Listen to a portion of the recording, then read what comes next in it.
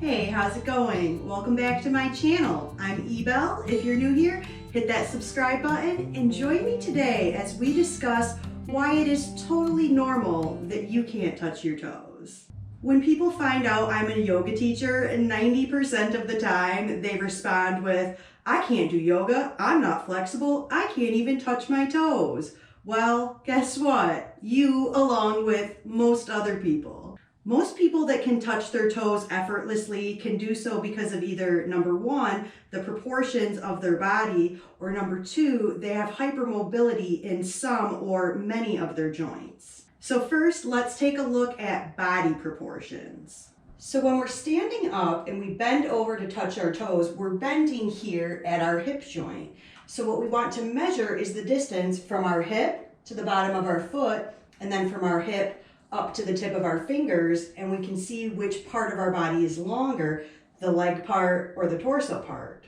You can use a measuring tape if you have one, but if you just have a yoga strap, we're just wanting to compare the length, so we don't need to know the exact number of inches.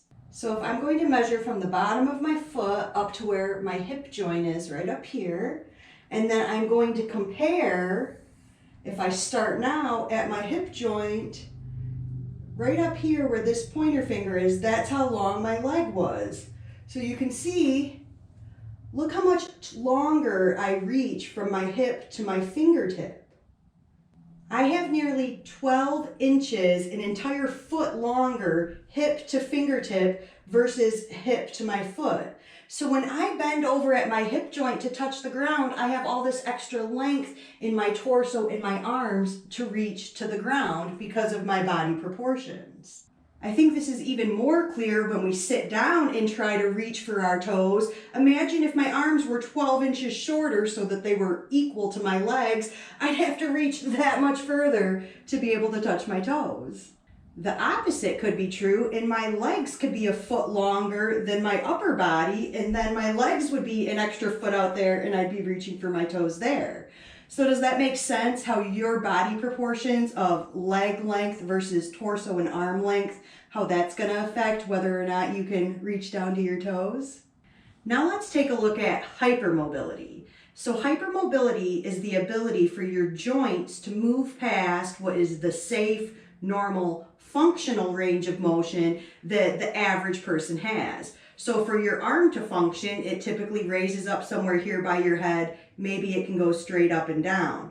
My shoulder joint can go way further back without arching my spine or moving anything else because of the hypermobility in my shoulder joint.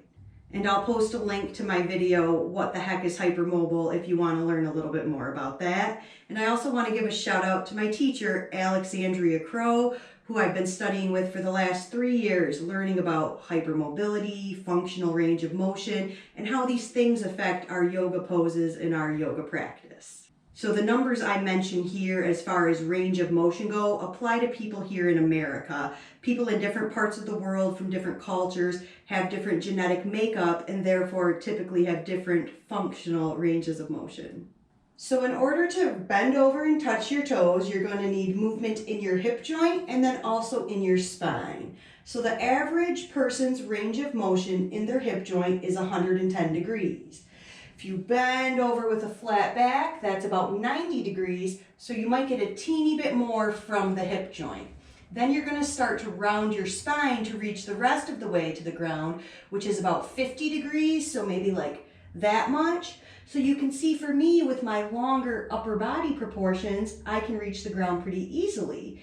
If you can't, it might be because of the shortness of your body proportions, or it's the hypermobility in your hip. Now, if you have hypermobility in your hip joint, you can probably go a lot further. For me, I have to get to about here before I feel it start to pull into that hip joint. But just because I have the hypermobility doesn't mean it's good for my body. Like I mentioned, I feel it pulling on the hip joint. So a lot of people think touching the ground has to do with flexibility in your hamstrings, but I haven't done any stretches for my hamstrings at all today, and I can do this quite easily because of the hypermobility I have in my hips and because of my body proportions. I'll also post a link to my Get Your Bait and Score video. The bait and score is where we measure the hypermobility of a few different joints to get an idea of whether or not your body is hypermobile. So being hypermobile isn't necessarily a good thing for your yoga practice, even though you might think it is because you can achieve more yoga poses. But if you're feeling pull in your joints, like I mentioned, I feel in my hip joint in the forward fold, you don't want to be stressing your joints out past their safe, functional range of motion. That's how injuries happen. Now that I am aware of hypermobility and how it affects our yoga poses, I try to teach yoga poses that fall within the safe, functional range of motion that most people have. You can do yoga without ever having to touch your toes. That's not the goal, at least not in the yoga classes I teach. I hope you see the physical benefits of yoga, like being able to move better and waking up in the morning feeling like less stiff in your body. But what I really want to teach is the mental benefits of yoga. The meditation, the calm, the relaxing, how to breathe. So when you get into stressful situations out in life, your body just doesn't automatically react in these knee-jerk sort of reactions we all have. But you can take a moment to observe what's going on, take a breath, and make a decision from a more conscious place rather than a knee-jerk reaction. So if this sounds like the type of yoga class you'd like to take, I'd love for you to check out my online yoga studio. There's a 7-day free trial, and then it's only $9 a month. There's currently over 120 classes in the class library, and I add new stuff every month. So no matter what you're looking for, a brand new beginner, we have Yoga 101, Gentle Flow, Beginner Flow. If you're more advanced, you can find level 1 and level 2 flow classes, as well as Yoga Sculpt and Yoga for Your Core.